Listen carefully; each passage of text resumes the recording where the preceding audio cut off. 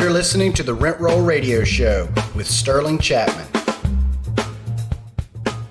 Hey, everybody. Welcome back to the show. Today we have Danny Gonzalez, who's the CEO of Freedom Ventures Property Management and Realty. Danny started investing in real estate less than a year ago. He's been an agent for 5 or 6 years, but he has had some tremendous accomplishments in the last 9 months. We actually connected on Instagram. He had been listening to the show and wanted to get on, and just talking to him a little bit before the show, it sounds like he has got a lot going on. I jokingly called him the real estate Swiss Army knife. He's investing, he's selling real estate, he's running a brokerage, he's running property management. So it sounds like there's going to be a lot that he has to share with us today. So Danny, welcome to the show. Thanks, man. I really appreciate it. I'm excited to be here. So could you give us a brief rundown of just kind of how you got involved in real estate and what you've been up to? Yeah. So like you mentioned, I've been an agent for about 5 or 6 years. I actually started down in Orlando, Florida. I'm currently in Birmingham. I've lived up here about almost 2 years now. And I'm excited to be here because I am a listener to your podcast. And sometimes, it's tough to really relate to some of the people that are doing larger numbers. Like some people have thousands of units, doing $8-10 million deals. And so hopefully this episode is for someone who's kind of on the newer side. So like you alluded to earlier, really just started investing in real estate about 9 months ago. And I built a portfolio of about 30 units. So single family home and duplexes. And so it's been a crazy whirlwind of a year. But out of that portfolio, I purchased a portfolio, and now I've started a property management firm as well as run a brokerage. And I also do wholesaling and flips on the side, just kind of as side hustles. Awesome. So it sounds like you have a lot going on. And man, you couldn't be more right about interviewing the bigger guests and being unrelatable. So when I started the show, I was chomping at the bit to get these high name folks. And what I found from looking at my downloads is like way more people listen to like the newer kind of guests that didn't have as much experience. And the feedback I kept getting from everybody was like, it's more relatable. I hear a guy has 10,000 units, like, I need to figure out how to get my first 5, Yeah. And it really happens one at a time. And I think kind of preparing for this call, I was like, man, what can I share with the listener? And usually a listener is going to be someone who's trying to grow, trying to learn.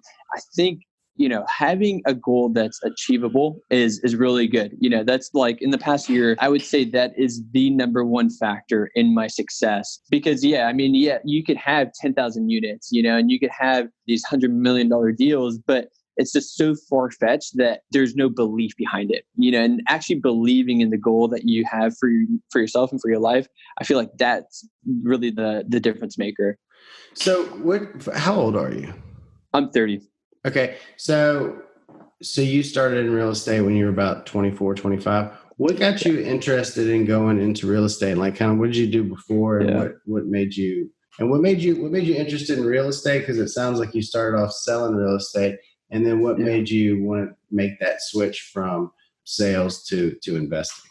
Good question, Ben. So I was actually a teacher before I became an agent. And so I taught middle school science and I loved it. I love kids. I have 2 kids of my own and I love seeing them grow and being able to teach them and seeing them improve. But I knew at 24, 25, like I could either be a teacher for the next 40 years or I could take this opportunity that was presented to me. So I go to church and someone within my community group, he's been a super successful agent for 20, 30 years down in Orlando. And he was like, hey, I'm kind of getting older. I can't take on all the clients that I have. Would you be interested in being an agent? And I said, no, because I've never purchased a house. I was 24 years old, man. I was like, just happy with where I was. But I just really thought like, I was at a fork in the road and I saw this as an opportunity and just kind of after maybe 2 to 3 months of just processing, kind of looking into what an agent really does and just the potential of, the unlimited potential for income.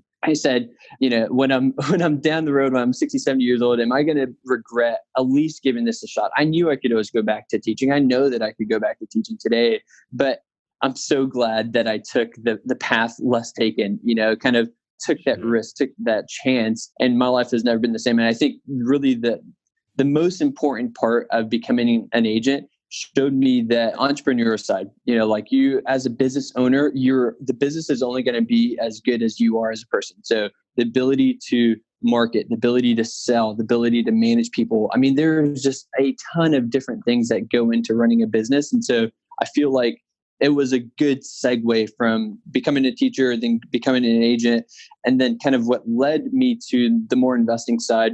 I was just talking to someone kind of because you're an agent, you talk to owners, and I was talking to an investor who owned a ton of properties. And I remember him telling me, he's like, like the 3% commission is great, but the real wealth in real estate is made through investing.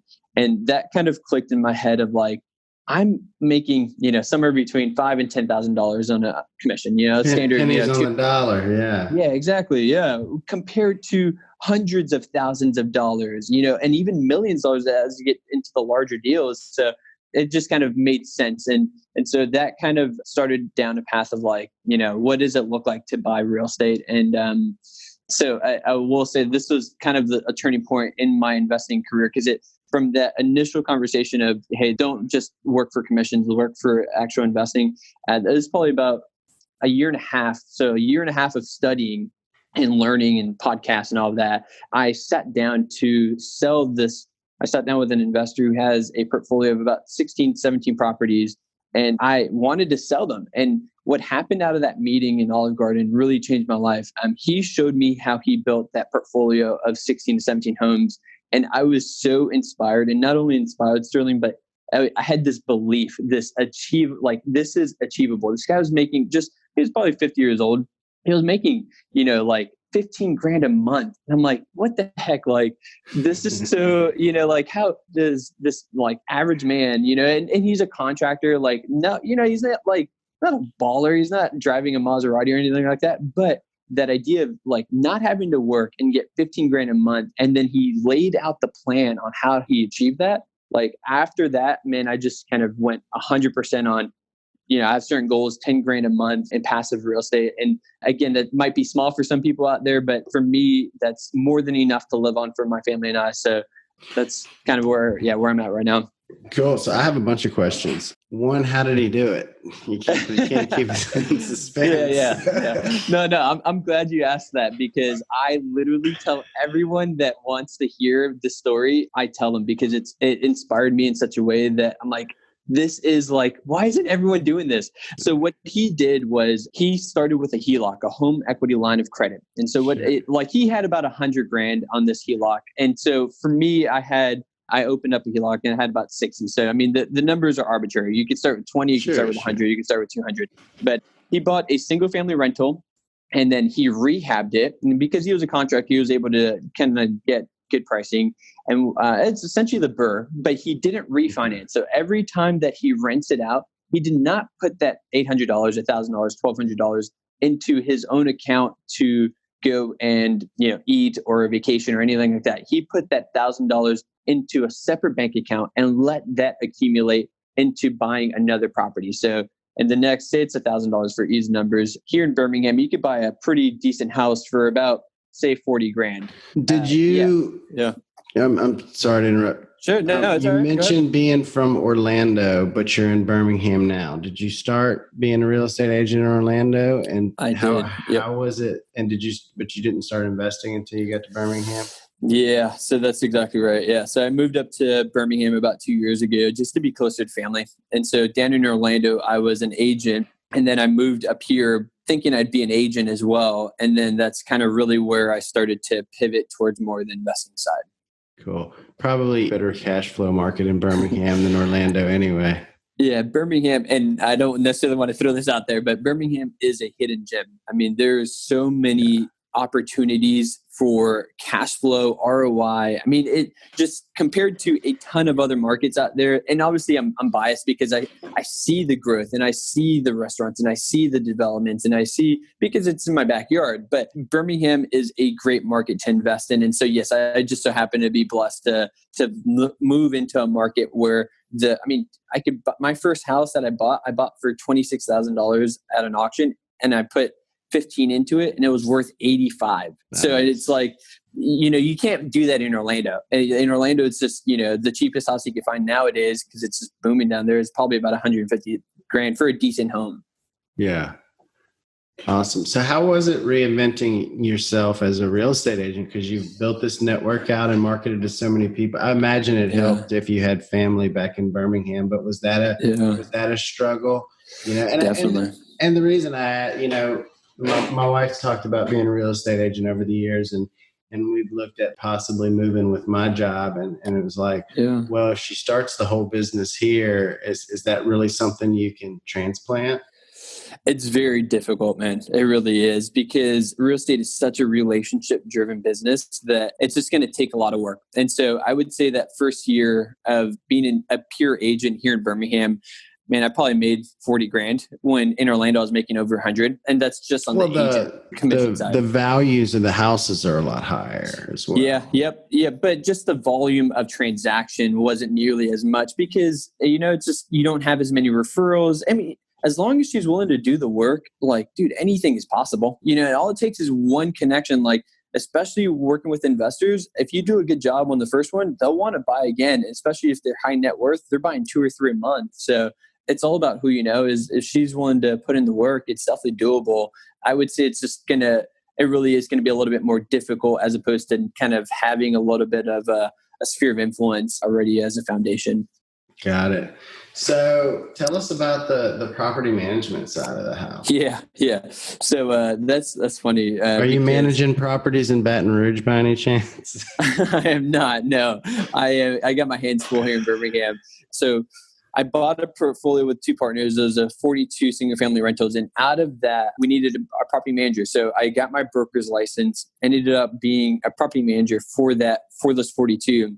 And what we did is we sold a portion of the 42 to recoup the down payments, and sold those 15 to out-of-state investors. And so I was able to sell the 15, but I was able to grow the property management company. And out of these relationships with out-of-state investors, I've been able to grow that property management company to over 100 doors in about 6 months. And so, yeah, it's funny because I literally I didn't know anything about property management, again, because I had been on the agent side and I only had one single family home, but it's been a steep learning curve, and I have a great team around me that allows us to provide an awesome service to our clients out there. So what does your property management company look like? What does the infrastructure look like? How many people work in it? How much do you pay it? How are your margins? I've tooled around starting a property management. I mean, I manage all my properties myself, and it's got me pulling my hair out. So I've definitely been interested, and I'm just curious how yours looks specifically. Yeah. Yep. So I have 2 business partners, Aziz and Mora. Mora more runs the kind of the marketing, social media side. Aziz handles the contracting side, and kind of maintenance and dealing with the contractors. And then I deal with kind of the everything else. So approving applicants, screening them, dealing with the owners, growing the business. And then we also have a VA in California, Ty, who handles all of the assistant work. So she really is a huge asset to our team. She kind of does the day-to-day stuff. What is it? What type of tasks do you find that you're able to outsource to a virtual assistant? Man, I am actually in the process of hiring another VA this week. And so we will be really giving her everything that is computer-based. So everything from scheduling a contractor to go to do a repair, even receiving applications, screening them, handling the phone calls. So I'm just inundated with hundreds of phone calls a day that go to my to my own personal line. So that's what I'm most excited about. But anything that could be done through a phone or a computer, they'll be handling. Awesome. Yeah. And that works. Obviously it works out well if you want to buy more, if you want to hire more. How much do they typically cost? What's the going rate for virtual assistants? Yes. So the one in California, we pay her $15 an hour. And then we're actually looking at Anaquim, which is a property manager VA. Kind of they help, structure everything with them. It's somewhere between $8 and $11. We haven't found the right person yet, but it would be in that range. Cool. And now, do y'all have an office for the property management company, or you kind of double your? Okay. Yep. So it's just in downtown Birmingham, and I actually share an office with the 2 partners. They kind of it's kind of how we got to know each other. They have their own turnkey business, so we share an office. It was just to minimize expenses.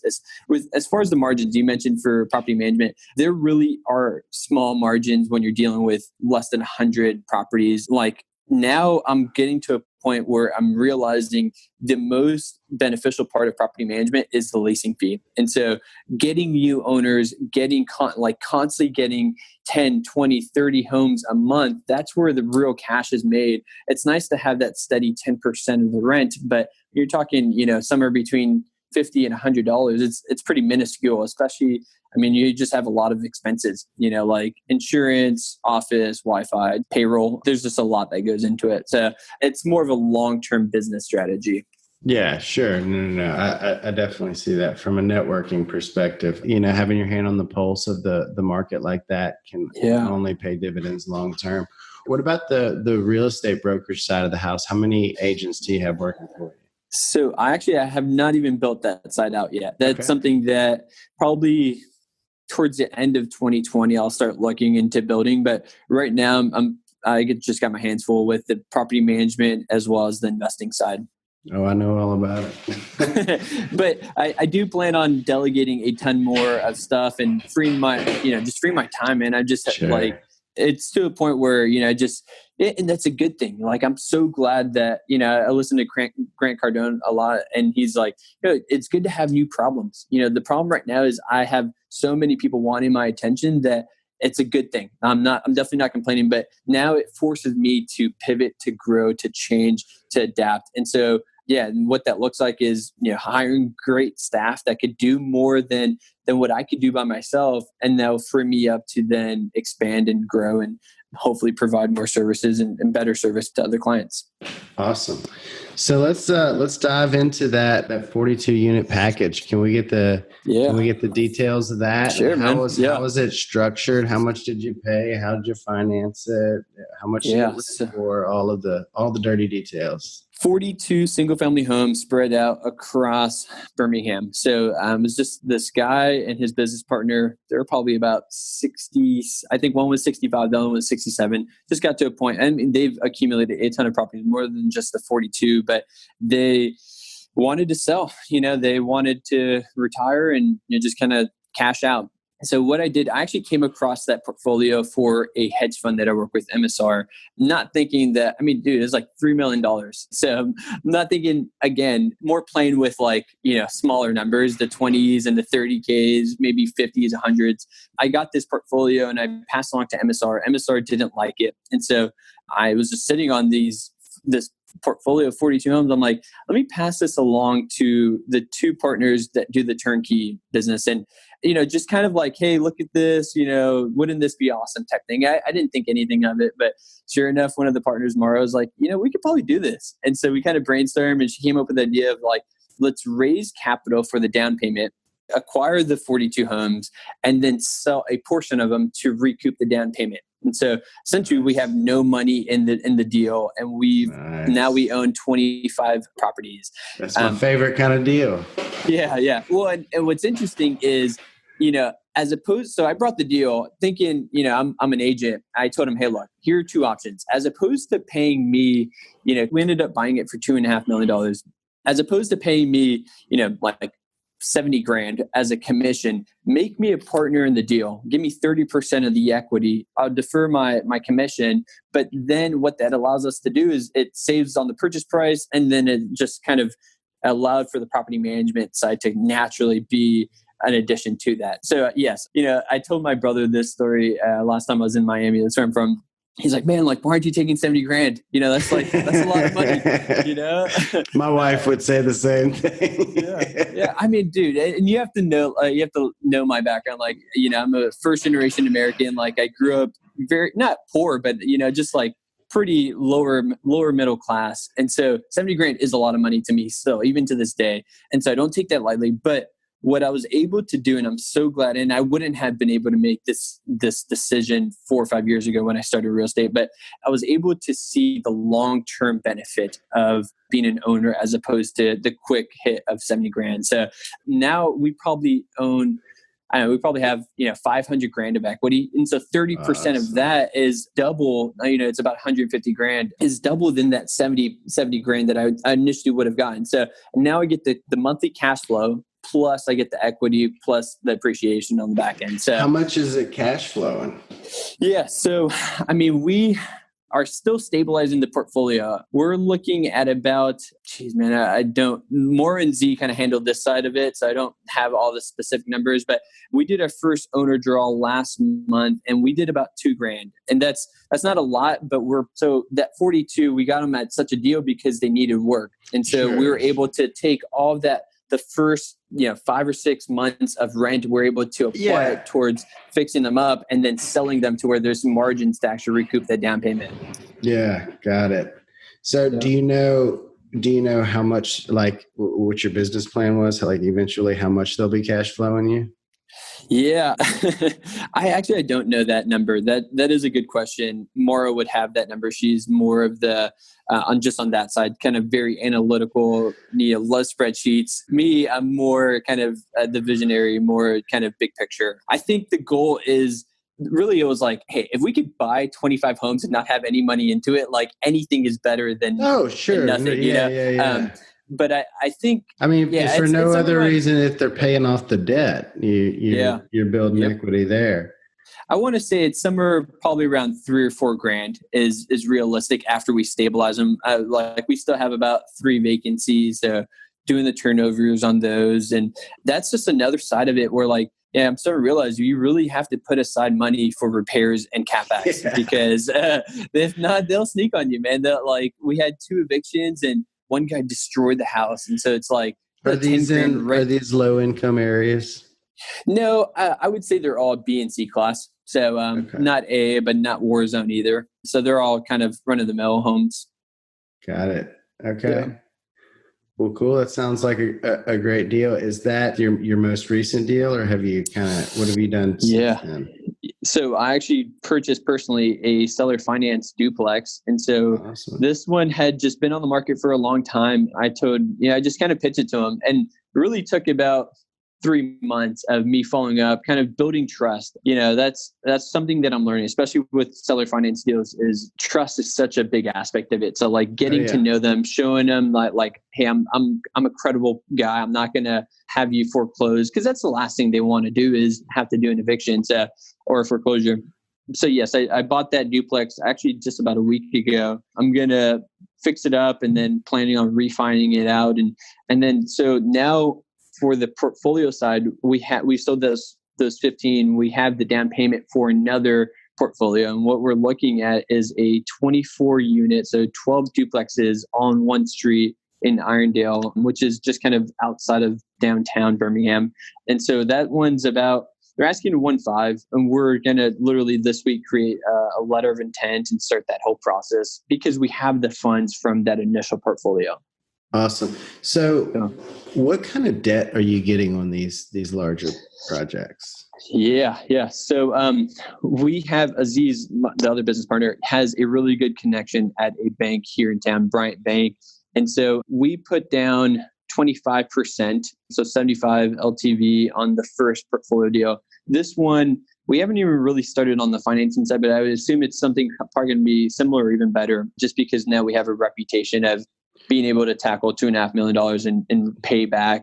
I think we paid back almost $1 million worth of that debt within the 8 months. Do you know what the terms of that debt is? How long it is? So it was a 30-year AM. So every 5 years they're going to reassess, but because they have a really good relationship, that he said, yeah, don't worry about it. We'll renew it. And I want to say the interest rate was right at 5%. Awesome. Yeah. So the money you said you raised money for the down payment. Can you tell us a little bit more about that? Yeah. So that one, we brought in 2 just people who had some extra money that wanted to invest in real estate. And so it was a total of about $200,000. I think it was about $100,000 each person. And we told them, hey, look, give us a 12-year note at 10%, and we'll pay you back, with the interest of it. And awesome. Ended up, I think you raised it as debt. We raise it as debt. Correct. Perfect. Yep. And the way that we pay them back was through selling the properties that we purchased, the other 15 that we bought at, say we bought them at 75 grand and we were able to sell them for 110 grand. So that difference of, 25, 35 grand was able to accumulate to that 200 grand to pay them back. Awesome, man. I love the creativity. Yeah. Something that I wish I would have known back when I started real estate is creativity. Just exactly what you said. Like something that I do on the side is do a handful of flips a year. And the way that I got that fund, I don't have 200 grand just sitting in my bank account for flips. I talked to one of my buddies who had a really successful business. I said, hey, look, loan me 100 grand. I will pay you back in 6 months with the 10% interest. So very similar to what I just said on the larger portfolio, but this was more on just a scale, like a smaller scale. Were you giving it, I'm just curious, were you giving them 10% annually, or did you give them a straight 10% for the 6 months? No, it was 6 months. And then, so if I only use the funds for half the, say 3 months, then I only give back, half that 10%. So, say it was 100 grand at 10%.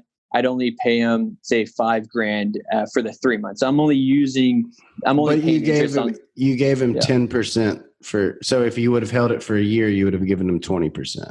Yeah. Yep. But it was a 6 month note, and I've done this about 4 or 5 times. And so now we're to the point where we just have the system down. Like he trusts me to where, hey, if I find a good deal, send him the comp, send him the breakdown. He's okay with it. He just wires me the money. Oh yeah. Once they see that proof of concept, they don't even want to hear it. Yeah. They just dude. I mean, it's great. It's great for him. He's just sitting like wiring me money, and I send him back a lot more, in 3 to 6 months. But what that first flip that I did with that, like I financed the house plus the reno, and I profited 30 grand. And I think it was about 4 months from purchase to actual sale. But with having no money, like I know that sounds crazy to a lot of people, because if I would have said that to myself about 5 years ago, I'd be like, that is so far-fetched that I can never do that. But the reality is that it's real. Like you just have to be creative, and you have to have the courage to ask, and that's really what it boiled down to. And also being prepared, like having the knowledge of the market. Like I think the way that you hold yourself, that's why day-to-day like activities, checking on the MLS, looking at Zillow, like doing the little things add up, because people then, like this guy looked at me and said, he knows what he's doing. He's confident. I'm going to trust him with 100 grand. And then I was able to make it 30 grand out of nothing, which then went to I'm growing my portfolio side. Awesome. So I do have a couple more questions, but I am going to warn you, we only got 4 minutes left because of our technical difficulties getting set up. You're joined twice. So Zoom thinks this is a group meeting, and they cut me off at 40 minutes. For group meeting. Yeah, that was my fault, man. So the one thing I want to know is, what's your advice for people getting started or people interested in scaling? Yeah. I think the biggest thing that I could recommend or say is just do it. Just do it. Like you're going to fail. You're going to mess up. Like, man, like the 2 evictions that was recent. Like I'd never done an eviction before. Like, that's a fun that process. Sucks. Yeah. That's something that I was anticipating, but you know what? I could get through it. And I just tell myself, like, there is a solution to every problem out there, whether that's raising $2.5 million for a portfolio, or whether that's getting a bad tenant out of a rental. Like you could do anything that's in the way. You can jump over any hurdle as long as you just believe in yourself, man. Like as long as you really want it. And I think having that vision, like I write down my goals about twice a day minimally, and that 10K per month in positive cash flow from rental properties by 12/31/2020. Like I've written that probably 1,000 times in the past year, because I'm so driven for that one goal. Because, and I think the other side of that coin is finding content and joy in the moment. Like that's not what's going to make me happy. I know that 10 grand a month isn't going to change my life, but it's finding that balance of pursuing a goal, but also finding content in the day to day. So yeah. Awesome. Something like that. Yeah. Awesome, man. I love it. I love it. The normal 3 questions we ask at the end of our program. What's your favorite book? Rich Dad Poor Dad, without a doubt, man. I reread that at least. I'm gonna start removing that from the possible answers because I think okay, all right. I think I've gotten Option it B, about 17 times now. Option B, The Wealthy Gardener. I read that last year and it was a really good one. Who is that by? Man, I'm terrible with authors, but it is on Amazon. Yeah, The Wealthy Gardener. I'm gonna check it out. What's your favorite quote? I have it up on my board. When you truly want something, all the universe conspires in helping you get it. That's from the Pablo Alchemist. Coelho. Yeah. Yep.